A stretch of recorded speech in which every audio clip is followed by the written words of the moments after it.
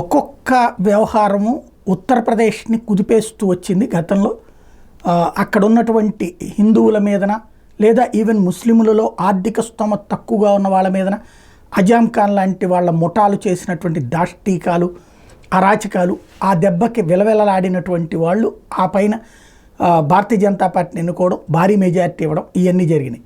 ఇప్పుడు అక్కడ ఒక పక్కన ఎదురు దెబ్బ తగులుతున్నటువంటి స్థితి. ఎందుకంటే రోజు అదేదో ఒక సామెత ఉంది కదా, ఎప్పుడు పెట్టనమ్మ ఎట్టాగు పెట్టదు, ఇది ఇప్పుడు పెట్టేదానికి ఏమైంది అన్నటువంటి ఆ తరహాలో రోజు సమస్యలు ఫేస్ చేసిన రోజుల్లో బాగానే ఉంది, దాన్ని ఎలాగో తట్టుకుని నిలబడ్డారు. ఇప్పుడు పెడుతున్నటువంటి సందర్భంలో ఎదురైన ఇబ్బందులు అయితే అక్కడ పరిస్థితి అట్లాగుంటే ఇప్పుడు అలాంటి వాతావరణం ఇతర రాష్ట్రాలకు పాకుతుందా?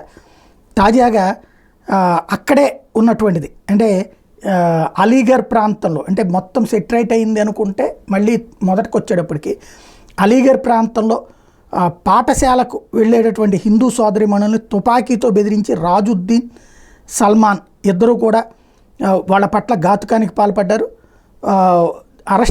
వాళ్ళని ఇప్పుడు అరెస్ట్ చేయించడం అన్నటువంటి యోగి ఆదిత్యనాథ్ చేసుకొచ్చారు. వాస్తవంగా అక్కడ జరుగుతున్నటువంటిది మళ్ళీ మొదటికి తీసుకొచ్చేటటువంటి ప్రయత్నం అయితే కనబడుతోంది. దానికి కంట్రోల్ ఎక్కడ చేస్తారన్నటువంటిది చూడాలి.